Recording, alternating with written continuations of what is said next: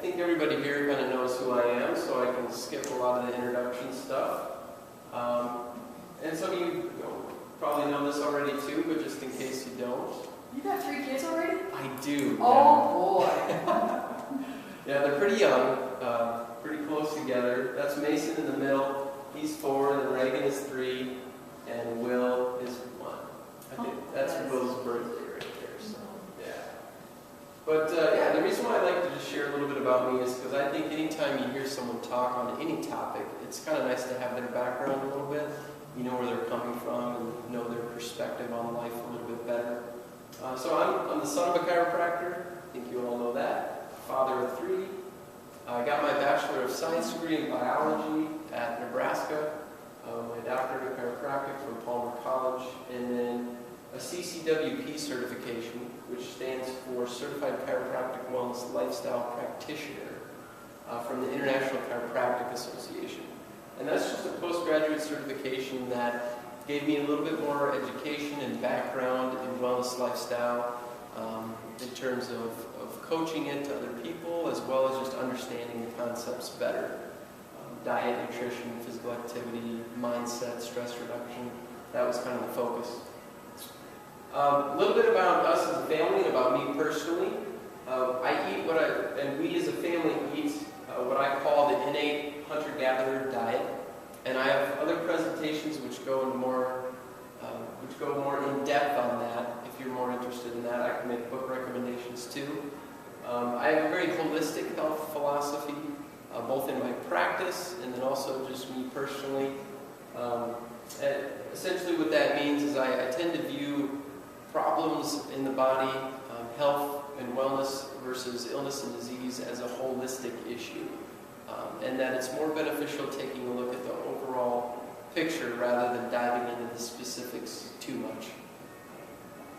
I operate from a wellness and prevention paradigm. I think it makes a lot more sense to promote wellness and prevention prior to things happening than always chasing diseases, symptoms, and conditions. And so I very much promote that type of paradigm in healthcare.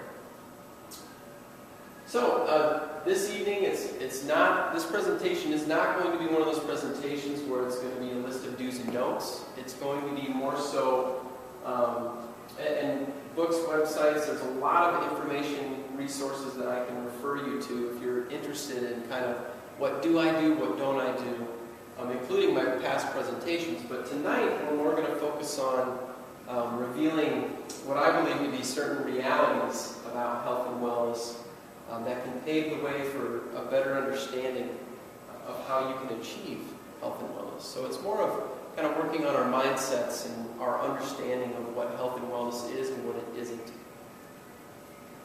So let's dive right in. Health and Wellness Revelation number 1. And just, I guess before I dive in here, I just want to say that these are just things that as I've studied health, as I've studied the body, how it functions, and as I've gone through my education and just done my own research and reading, these are things that I've come to realize that have either been really impactful for me. Hey, Hi. We got a couple more stragglers. We had a chamber event, sorry. No problem. These are just things that I've come to realize and that have been, like the title of the presentation says, that can change your life forever. That really changed my life quite a bit, or I've seen these things impact other people's health and wellness significantly. So the revelation number 1, your body is either doing it on purpose or is being so overloaded with stressors that it is failing. So what do I mean by that? Well, a lot of times we view things that are going wrong in the body, such as high blood pressure, blood sugar issues, high cholesterol, rashes, gaining weight, gallstones, chronic infections, even things as simple as a fever.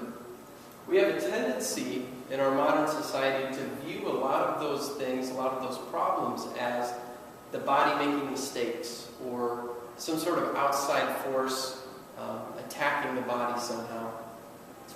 Well, what I would propose to you today is that that's not what a lot of these issues are. What they are is either an adaptive response from your body trying to manage something that's overloading it, something that's stressing it, whether it's diet, whether it's your thoughts, your mindset, whether it's a lack of physical activity or too much of a certain type of physical activity. A lot of these things are your body's best effort to adapt to those stressors, or they're signs that your body is being overloaded and it's starting to actually fail. Question? With your wellness program, is it known with people to lower their cholesterol, blood sugar, and all that good stuff, cholesterol? Can they gradually come off meds? Yes, I have had clients that they have seen their blood work improve and they have been able to lower off their meds. Mm-hmm. Okay. And the concepts that I use, my wellness program is pretty young. The wellness concepts that I use are based on research that shows that to be the case. Yes. Mm-hmm. And so let's kind of dive into some of the specific examples of how this works. And let's just start with something that a lot of people are very familiar with, blood pressure. So to begin with, it's important to understand when you're trying to get a grasp on what blood pressure is and what high blood pressure means, it's important to understand what blood vessels actually are, because they play a significant role in blood pressure and the differences, high versus low blood pressure. Blood vessels are actually muscles, smooth muscle that relaxes and contracts to allow blood to flow through it properly. When you have inflammation in the body, for several different reasons, and we won't dive into the biochemistry of this today, and the physiology of it today, but through the inflammatory processes in the body over a course of time, those vessels can get stiff. So they lose their ability to be elastic, to move like a smooth muscle should. You can see this just in our skeletal muscles as well. Some people with really tight, stiff, tense muscles, that's oftentimes a sign that there's been some inflammation. Those muscles have been overworked or underworked, and because of that, they're stiff, they're tight. It's kind of similar in our blood vessels that can happen. And so the way you can picture this, a good analogy is think about different types of balloons. Different types of balloons have different resistances. Some you can stretch out really easy, some you can blow up really easy, some they're really stiff and hard. And so pumping blood through stiffened vessels is kind of like trying to blow up a balloon that has the rubber walls very tight, very stiff, very rigid. It's difficult. So what do you have to do to move air into that balloon? You have to blow harder. You have to increase the pressure of your blow in order to get that balloon to expand. It's the same thing in our vessels. You have to increase the pressure if the vessels are stiff, if they're hard, if they're not flexible like they should be. And so what's commonly thought of, high blood pressure, commonly thought to be some sort of malfunction with the body, is actually the body's best adaptation to what it's facing. And what it's facing is stiffened vessels from inflammatory processes. It has to increase the pressure in order to get the blood throughout your body and still accomplish the goals it needs to with your blood supply. And so that's a great example of how our thought on high blood pressure is maybe a little bit off there. This is great news, and the reason is because exercise and a healthy diet has been shown in numerous research studies to keep your vessels healthy. Not only to keep them pliable like muscles, like smooth muscles should, but to take stiffened vessels and actually improve them. So that's the good news. You can have an impact. Fever is another great example. Fevers are not caused by microbes, by bacteria, by viruses. That may come as a shock to some people, but your body creates a fever on purpose. And the brain center that controls and regulates that process is called the hypothalamus. Fevers cause your white blood cells, which are your main kind of fighters against infection, to fight harder. And they actually make it harder for invading bacteria to survive. And so a fever is a very good thing in the immune response. But oftentimes, modern society, we try to suppress fevers. We try to bring them down. And in certain rare situations, that may be appropriate. But the vast majority of the time, a fever is something that's good, and we should allow it to take its course. So, be careful what you're fighting during an infection.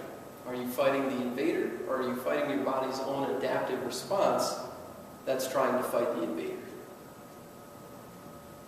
Cholesterol, another example.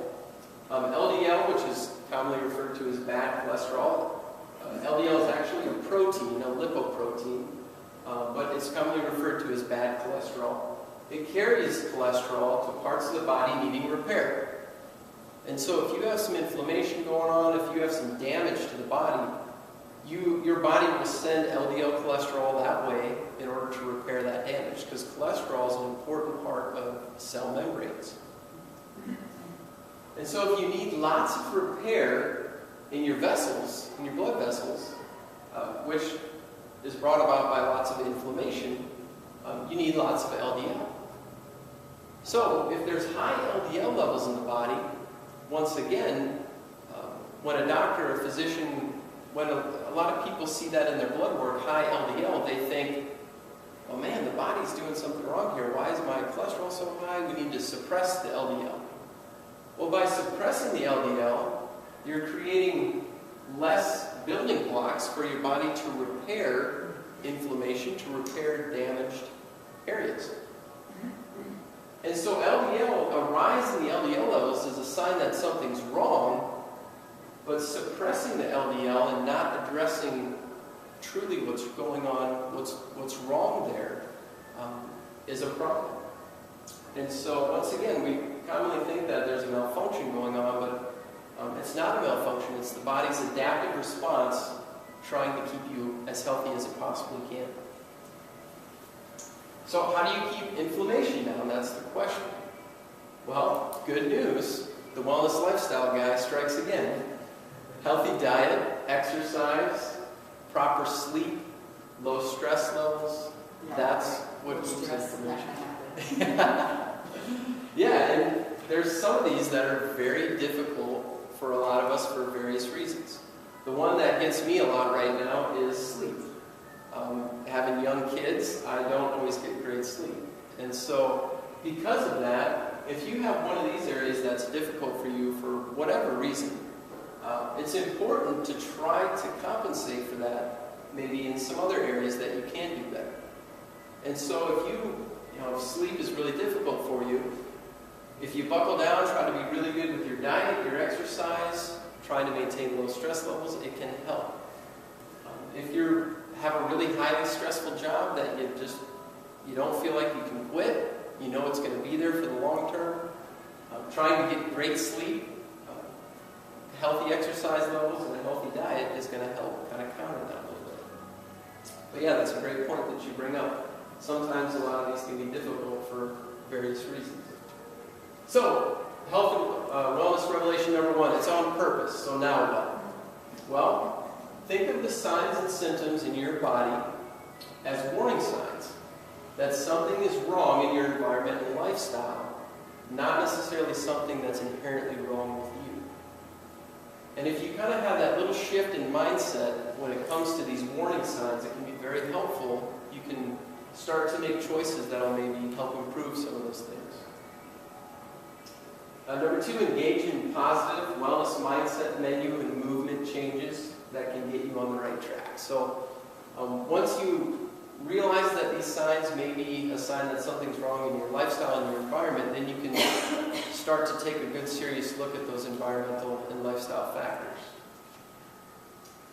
Wellness revelation number 2.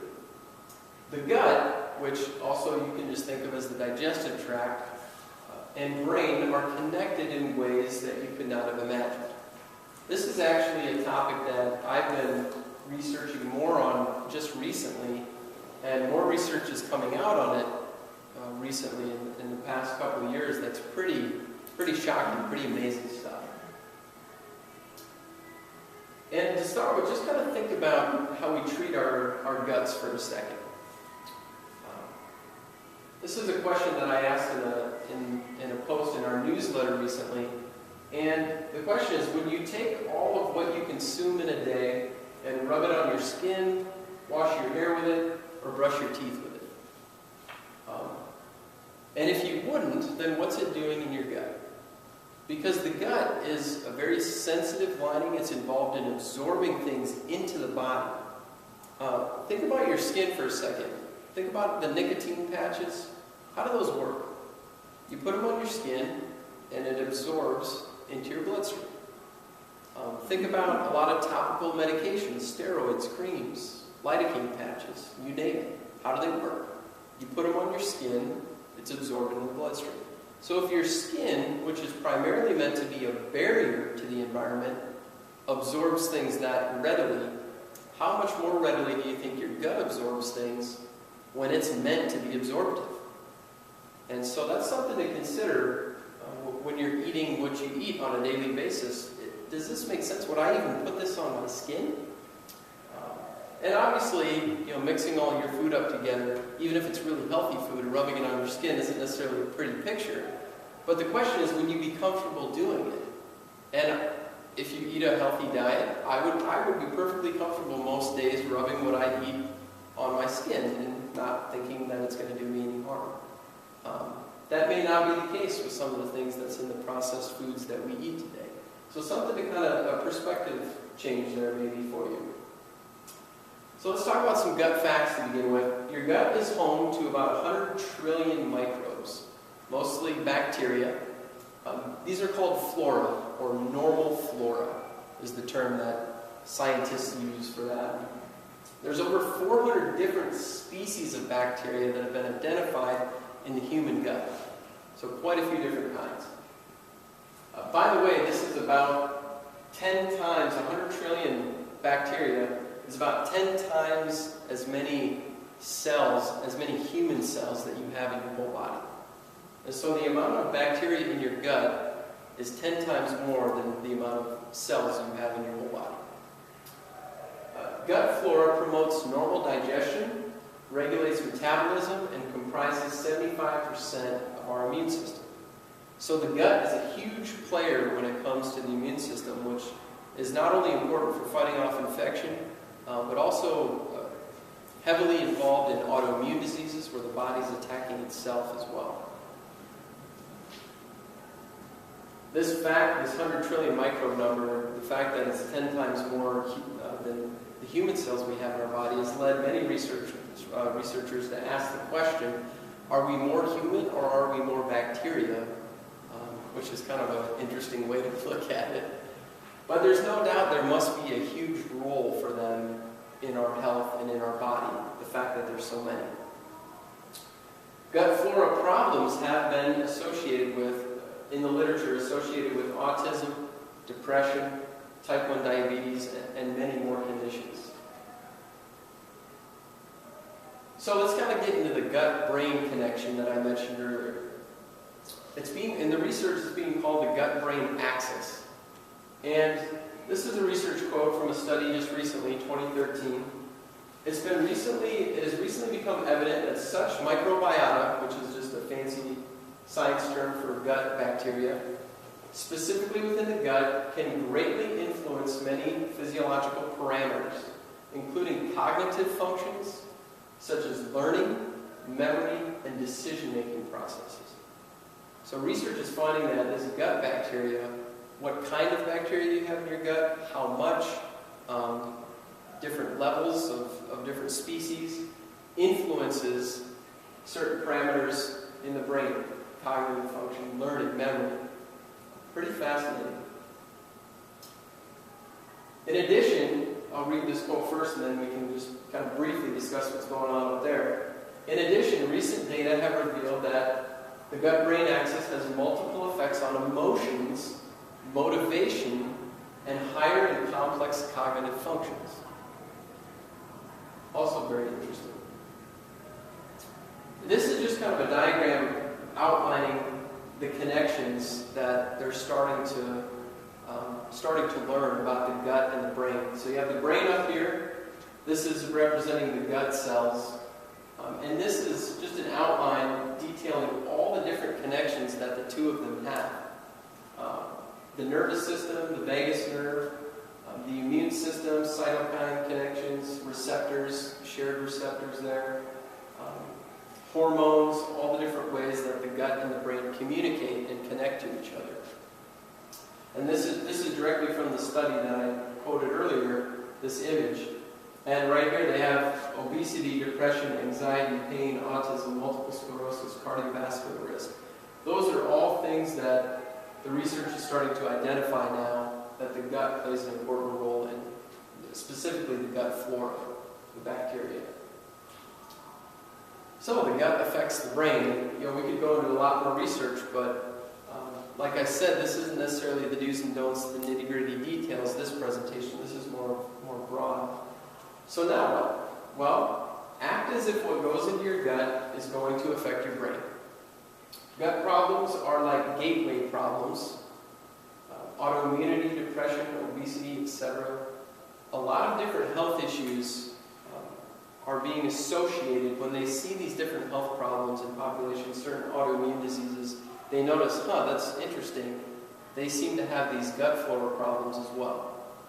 So think of gut issues, different signs that your gut may be not functioning optimally, like digestive problems, reflux, all that stuff. Take that as a gateway problem that can lead or potentially impact, bigger things down the road. Strongly consider a daily probiotic supplement or probiotic-rich foods as part of your regular routine. If you're going to do a probiotic supplement, make sure you have a supplement that has lots of different species of bacteria in it. Like I mentioned, there's 400 different species. So you don't want a probiotic that's just one type of probiotic. A lot of times I get questions on yogurt, things like that. And a little bit of Greek yogurt here and there is not such a bad thing for some people. But the types of bacteria in yogurt and foods like that can sometimes be pretty limited. It's just one or two types of bacteria. And so a good probiotic has lots of different species of bacteria in it.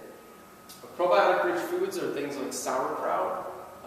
Kombucha is a tea, a fermented tea-like drink that's being sold in a lot of health food stores and health sections now. Kefir, if you've ever heard of kefir. And then there's some others as well.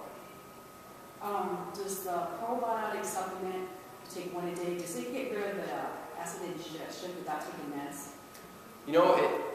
It has the potential to do that.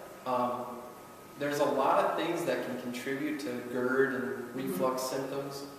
Sometimes it's a food sensitivity issue.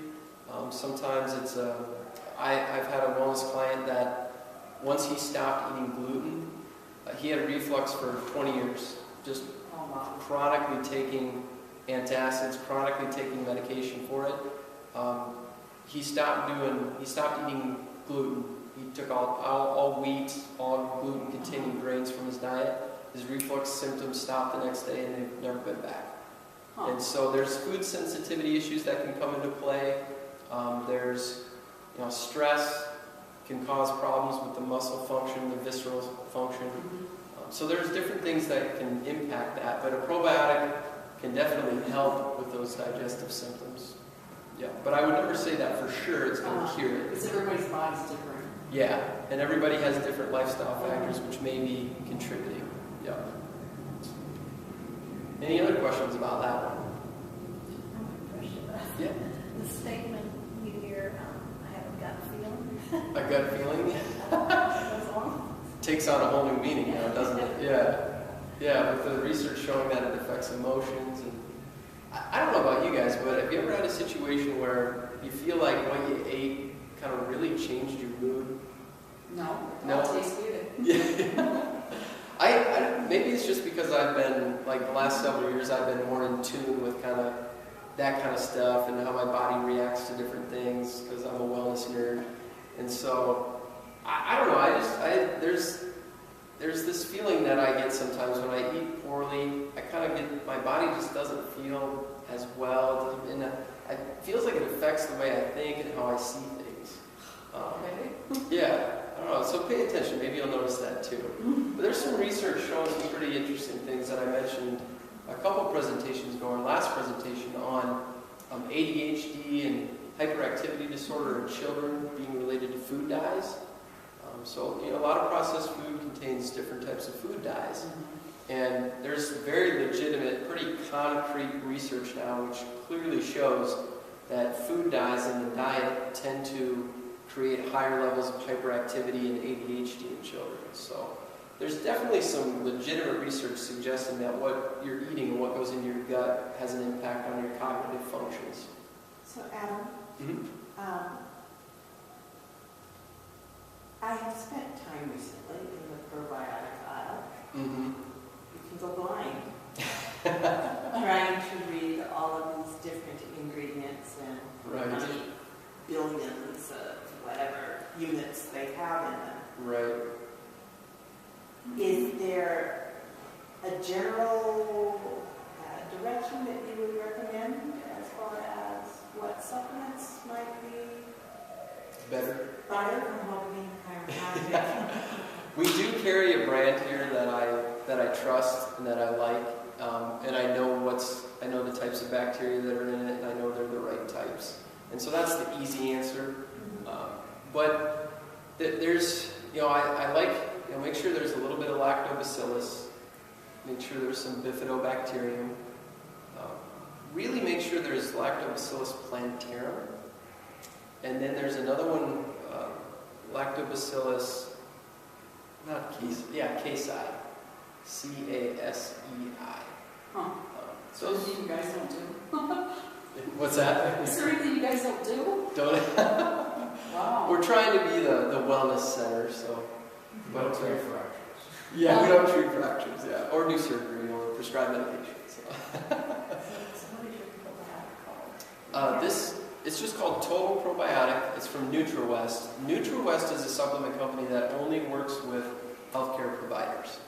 And so you can't find that one on the store shelves, unfortunately. There's some supplement companies that do that. They only work with medical doctors, chiropractors, stuff like that. So, and this is one of them. Yeah. But yeah, you want a handful of different types of bacteria in there. If it's on the shelves, it's probably not a situation where that company's going to put bad stuff in there, like bad bacteria. Quality varies quite a bit. Hey, they're all pretty expensive. So that, if I were going to pay my money, I want to get something that is truly valid. Absolutely, absolutely. And the easy solution is, maybe starting to ferment and make some of your own probiotic-rich foods. If you like any of them, like sauerkraut, or kimchi, or kefir, kombucha, that kind of stuff. Because that can give you that same benefit. And then there was another reality, eating fruits and vegetables that haven't been sprayed with a bunch of chemicals, that tends to kill a lot of the bacteria that naturally occurs in our food. And so organic fruits and vegetables. Or peel off the skin on the product, whatever it is. Right, if you peel the skin, not eat the skin, you're not getting any of the potential benefit of that. So yeah, that's another big issue too, is how hygienic we've gotten with our food. And obviously we've done that for a reason, to keep foodborne illnesses to a minimum. And in the case of spraying fruits and vegetables, to increase growth and decrease pests from attacking them. But it comes with a cost. Yeah. Good questions. So wellness revelation number 3. This is going to be on the top for hormones, and boy, we could dive into hormones and be there for 3 days. But we're going to kind of keep it, like I said, more broad again.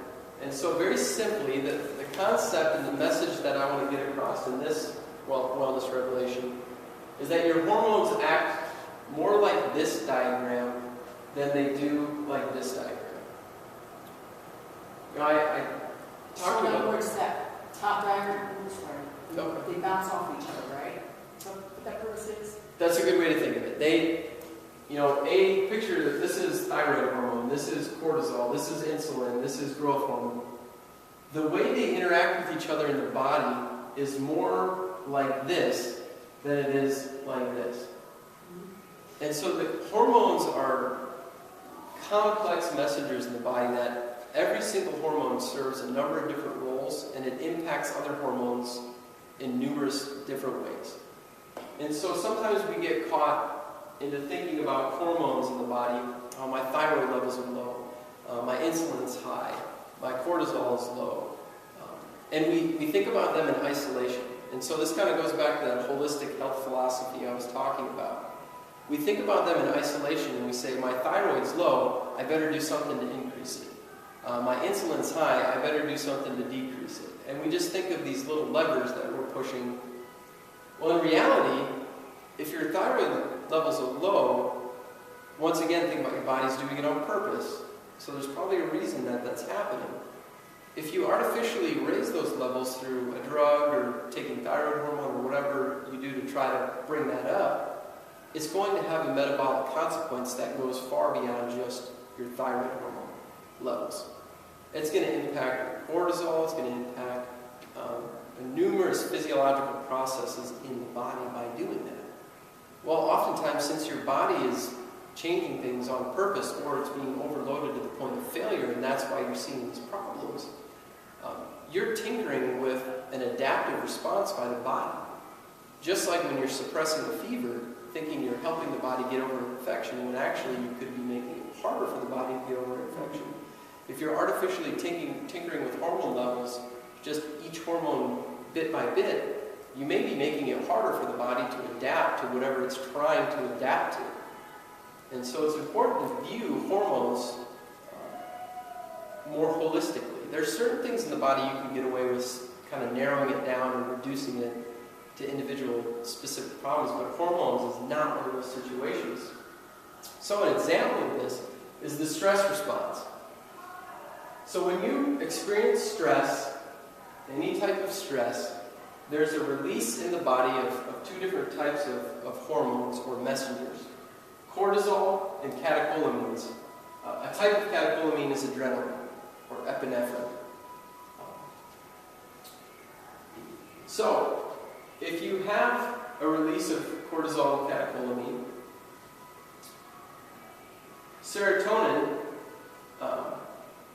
can be spiked. And so this down arrow should be up for now, and then I'm going to flip it in a minute. So your serotonin goes up because your serotonin in the brain is the hormone that kind of suppresses anxiety.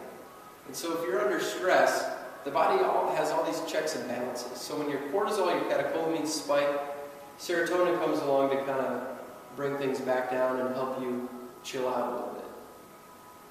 Well, if you're having a chronic stress going on, where you're stressed day in and day out all the time, and you're releasing cortisol and catecholamines all the time, eventually your serotonin goes down. The normal serotonin levels you should have go down because the serotonin production can't keep up in the brain. And so your adrenaline goes unchecked. And if adrenaline goes unchecked, it's like overload for the body, yeah. And so there's the check and balance goes away a little bit. That's a sign of the body losing its ability to adapt. Another thing that happens with stress is your blood sugar goes up. Anytime cortisol and catecholamine is released, your blood sugar goes up. Because if you're under stress, your body thinks, I need energy available to deal with the stress. And so you dump sugar into the blood, which obviously increases insulin, which, if this is chronic stress, can eventually contribute to insulin resistance, diabetes down the road. If you have increased insulin resistance, it suppresses thyroid hormone production in the liver. And if you have a high levels of insulin, there's more production of cortisol and catecholamines. It's like a positive feedback loop. Your body is doing all this for a reason, because under normal situations, you have a stressful event, the stressful event goes away, and things kind of settle back down.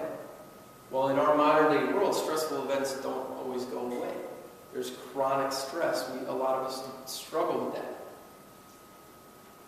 And so when you have insulin resistance, when that starts becoming more of an issue, it decreases a hormone, or actually a protein, called sex hormone binding globulin. The sex hormones are testosterone, estrogen, progesterone. and there's a few others too. So this protein is responsible for carrying the sex hormones in the blood and taking them, delivering them to different tissues. So when you have insulin resistance, your insulin isn't able to trigger production of sex hormone binding globulin in the liver, so these levels fall. So there's more testosterone, estrogen, progesterone just floating around in the blood, not being transported by anything. That's a problem because sex hormones are what's called mitogenic. They create tissue growth and repair. That's why in puberty, as those hormone levels start to change as they go up, it creates growth in the adolescent. And that's why you get that effect. Well, if it's under normal situation, that's fine. But if those levels are too high for an adult, for what they should be, you can start getting tissue growth that's uncontrolled, that's not being managed properly. And what's cancer? Cancer is uncontrolled tissue growth in the body. Cells that have gone haywire and have been signaled to grow uncontrollably, that's what cancer is.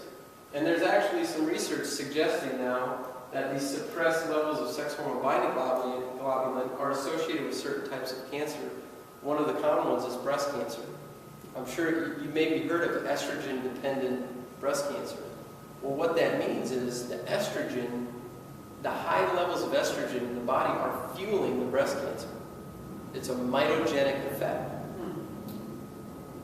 And so what's the point of all of these arrows and me talking about all this? It's not for you to remember this at all. It's to show you that hormones in the body work more like this than they do like this in a straight line. And so you can get in here and tinker with this, but what's that going to do to this, and then this, and all of that?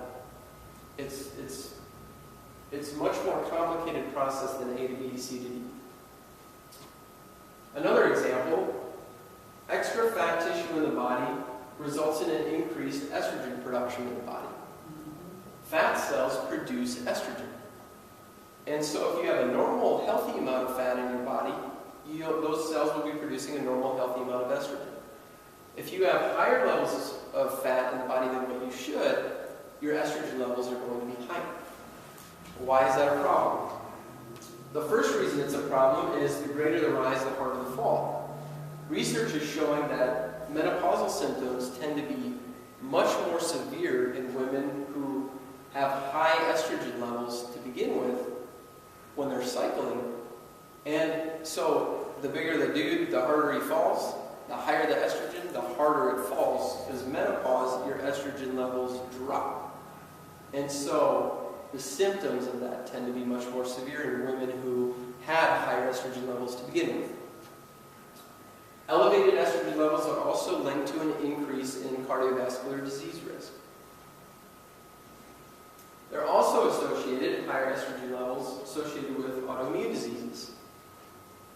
Estrogen levels being high also results in an increase in leptin production, which is an important hormone for controlling your appetite, which results in decreased insulin binding. Well, if you have decreased insulin binding, another word for that is insulin resistance, or pre-insulin resistance, and that can lead to diabetes.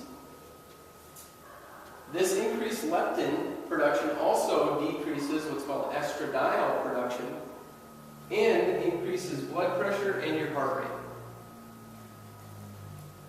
Increased leptin also increases your sympathetic nervous system, which is activated during fight or flight. It's a stress system, so under stress your sympathetic nervous system goes up.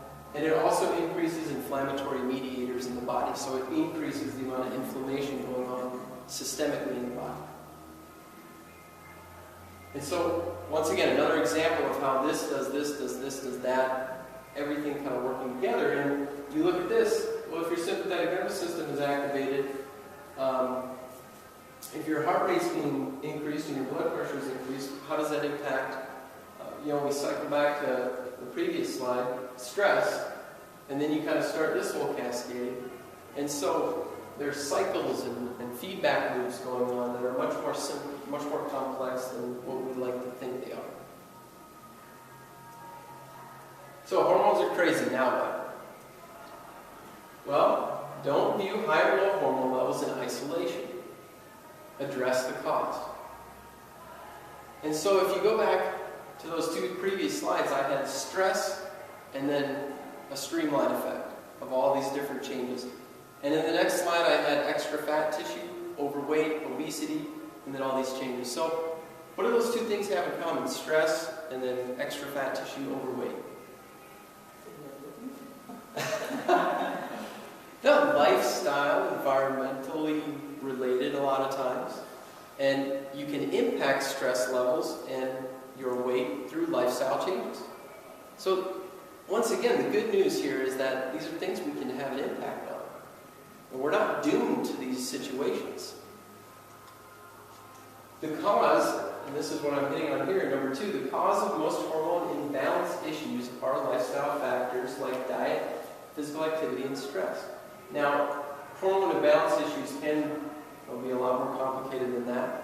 And if you've been having diet, physical activity, and stress problems for an extended period of time, like we mentioned earlier, it's your body's trying to adapt to it, or it's been overloaded to the point of failure, and more significant measures sometimes need to be taken in order to address hormone issues than just simple lifestyle changes. So there are situations where it becomes more of a complicated, needs more of an intervention than just that. But in the early stages, these changes can have a huge impact on these hormone problems. So wellness revelation number 4. Every living organism on the planet has particular dietary requirements for health. So do you. So, who can tell me what a lion eats in the wild? Fresh meat. Fresh meat. Who can tell me what a gorilla eats in the wild? A lot of vegetation, actually. Yes. Fruits, vegetables, a lot of vegetation. They do eat a little bit. They kind of scavenge a little bit, insects, stuff like that. Who can tell me what gorillas eat in the zoo? Probably fruit, but man gives them, because they're not in the wild. Fruit would be nice. But they don't. That's a rare treat for a gorilla in a lot of zoos. Okay, shut up. In zoos, gorillas eat these kind of bars that have been made from soy and wheat and have the proper amount of calories and fat, protein, and carbohydrates for what they think a gorilla should get. So that's kind of interesting. We know what wild gorillas eat, we know what gorillas in the zoo eat, and it's that situation with a lot of different animals in the zoo. So our diet, just like you can name any diet for any living organism on Earth, and we could do this back and forth, what does a giraffe eat? What does a deer eat? What does a squirrel eat? Yeah, we all know these things. And so what does a human eat? And yes, humans are different than other animals in significant ways, intellectually, spiritually.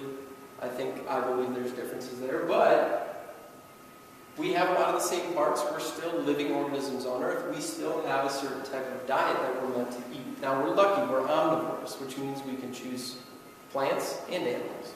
That's a benefit. A lot of animals don't have that luxury. But our diet is what I term, or what a lot of people term, as the hunter-gatherer diet.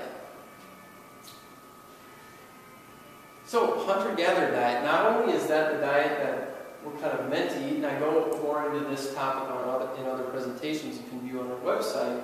I'm not going to dive in too heavily this time, but the question I want to ask you right now is, why do hunter-gatherer societies remain free from cancer, diabetes, cardiovascular disease, obesity, autoimmune diseases, and just about every other chronic illness which affects 80% of Americans and actually kills 80% of Americans? That's an important question to ask, because when they look at hunter-gatherer societies, this is what they find. Both hunter-gatherer societies in the past that no longer exist, and hunter-gatherer societies that are still in existence today. Now, it's really hard to actually find a hunter-gatherer society that hasn't been influenced in some way by modern civilization.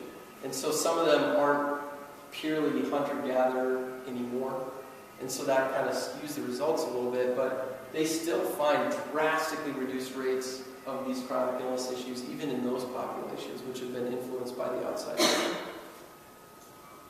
Well, I would argue that this is because the hunter-gatherer lifestyle and diet is congruent with our human genes. We started here on Earth as hunter-gatherers. And it's the same reason why zoo animals have higher rates of chronic illness than their wild friends. And they find this consistently. I've been reading a book recently that I picked up that talks about this with gorillas. That's why I brought up the gorilla story. Gorillas in the zoo have all kinds of chronic health issues. They're anxious, they're depressed, they have all these different issues. And they find that when they introduce a more wild habitat, a wild-like habitat in their zoo environment, all of a sudden a lot of these chronic health issues get better and some of them go away. And they see the same thing. You see the same thing with us. We haven't done a research study yet where we took a group of humans and all of a sudden made them live as hunter-gatherers and watch what happened. But if you looked at hunter-gatherer societies and then modern society, the difference is there. So just, like I said, I've gone into more detail on this in other presentations, and I'll probably hit this again in a lot of other presentations, but just very simply, a rudimentary hunter-gatherer pyramid looks something like this. Meats, eggs, and fish on the bottom, and this is calorie-wise, not necessarily quantity-wise. And so your actual quantity of food mass, you may be eating more vegetables than this, but these are going to be more calorie-dense than vegetables. So meats, eggs, fish, vegetables, fruit, nuts at the top. That's very simplistic. You can get more complicated than that and dive into that further, but that's the basic version. Names that are out there right now that are associated with the hunter-gatherer diet, if you want to do more research or more reading of different books on this topic. Some keywords to look for are paleo, ancestral, primal, hunter-gatherer, innate. Evolution is a term that's being used, and the reason why this one is being used is this diet is being espoused by some of the leading researchers in evolutionary biology, anthropology. So the scientists, their view on how the world came to be and all of that is very much rooted in evolution, so they're using a lot of those types of terms. I've argued in the past that you can be a creationist and think that the hunter-gatherer diet is a great diet for humans. I don't think it's exclusive to people who believe in evolution. I can dive into that more with you if you want, and I go into that in other presentations as well. So, the hunter-gatherer diet is a human diet, now what? Well, eat it, very simply. The hunter-gatherer diet shows incredible promise for weight loss, diabetes, autoimmune conditions, and more, and the research is just starting to pour out on this topic. As you can imagine, it's been kind of difficult for a lot of these researchers to find funding, because anytime you're researching a wellness topic in general, it's kind of hard to talk some of the bigger players in the research community into funding things that are going to show that your diet can make these huge improvements, and it's not a medicine making these huge improvements or anything like that. So it's been a challenge, but there's more and more research coming out each year. Add more of the hunter-gatherer foods first, like healthy sources of meats, fish, vegetables, fruits, and allow the processed refined foods that may be dominating your diet right now to fade naturally from the diet, opposed to trying to rip them out right away. Add the good first, let the bad fade as you start to get more accustomed to enjoying that good food. Wellness revelation number 5. This is the one that kind of brings it all together. Your mindset and belief systems ultimately dictate your level of wellness and your ability to be successful in life, however you may define it. That last part's getting kind of deep there, so I just kind of threw that in there. But the main part I want to talk about is how it can dictate your level of wellness. This is a concept that we talk a lot about in my CCWP certification that I mentioned earlier. The fact that values are connected to your belief systems, which ultimately dictate your actions. And so, a lot of people have belief systems that aren't congruent with their values. For example, some people value friendship. But if you look at their belief systems on friendship and what their friends should do for them or what they should be doing for their friends, it's not really congruent with solid friendship. Or being honest. But they kind of have this belief system, they value honesty, but they have this belief system that says, well, I can lie in these situations because it's better for me. And so values aren't always congruent with belief systems for people, but your belief systems will almost always dictate your actions. So if you're struggling with eating well, if you're struggling with fitting exercise into your schedule, if you're struggling with your stress levels and how you see things, it's not beneficial most of the time to focus on what you're doing. It's much more beneficial to analyze and take a hard look at what your belief systems are about those things. And an example is exercise. So when it comes to exercise, your value there may be, my health is important. So that's your value. Your belief system may be something like this. Exercise is essential for a happy and healthy life. Similar to drinking water, breathing, etc. Now some of the things that we could put in place of here for a lot of us, brushing your teeth, showering, wearing clothes, those are all things that we think are essential for a happy and healthy life. Because we do them every day, there's no compromise there. I'm not missing out on these things. Well, if you think that exercise is essential for a happy and healthy life, do you think you're going to exercise? Sure. If you truly believe, if this is really your belief system, a lot of times we say, well, I believe this, but do you really? Because if your belief system truly is that it's essential, you'll do it. Because you'll sacrifice other things in order to allow it to happen. Similar to brushing your teeth, showering, and wearing clothes. Or drinking water and breathing. If your belief system is exercise is a luxury, if I don't have time, it's not really a big deal. Do you think you're going to exercise consistently? Probably not. And that's why I think this belief system kind of dominates the thought process of most Americans nowadays. And it's the reason why 75% of Americans fall short of the basic recommendations by the CDC for exercise, and 25% of Americans get literally no exercise. And I think that's because this is the dominant belief system. Well, I can tell you for certain that if you work on your belief system about exercise and you somehow get from here to here, the action of exercise and doing exercise and including it in your schedule will seem easy. Another example might be prayer. And I use this one a lot too when I talk about this. So when it comes to prayer, your value may be communication with God is important. Your belief system may be prayer is incredibly powerful, deepens my faith, and has real consequence for the world around me. So if that's your belief system on prayer, do you think you'll pray pretty regularly? Absolutely. If that's really what you believe about prayer, prayer will come naturally to you. If your belief system goes something like this, prayer is a nice thing to do, and sometimes it can make a difference, that's not a real motivating belief system when it comes to prayer, is it? And so regular prayer, really being consistent with prayer, it's not going to be easy for you, it's going to be something that's a little bit harder. And so really, if you want to improve something like your prayer life, it's much more effective to look at your belief system on prayer, work on that, opposed to trying to pray harder. It's trying to pray harder or pray more when your belief system isn't congruent with that, it's not going to work. Just like trying to exercise more or exercise more frequently, if your belief system doesn't allow for that, it's fruitless. So belief systems are the key when it comes to health and wellness. So now what?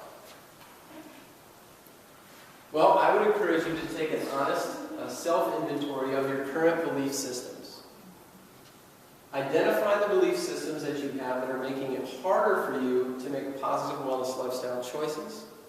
And the reason why earlier I said success in life in general is because you can really apply this to anything, not just your wellness lifestyle choices, just anything in life. But identify belief systems that are making it harder for you to make those positive wellness lifestyle choices. And once you've identified them, take action. Work on the belief systems that you know are giving you problems when it comes to living healthy. And read, view, research, reflect on health and wellness literature, videos, presentations like this. Only negative change occurs passively when it comes to this. So if you want positive change in terms of your wellness lifestyle, you have to really dive in and take a good hard look at your belief systems, where they're at, where you want them to be, and what you need to do to get them there. So in summary, your body's either doing it on purpose or is being so overloaded with stressors that it's failing. The gut or digestive tract and brain are connected in ways you could not have imagined. Your hormones act like this. Every living organism on the planet has a particular dietary requirement for health, and so do you. And your mindset and belief systems ultimately are what dictate your level of wellness. And that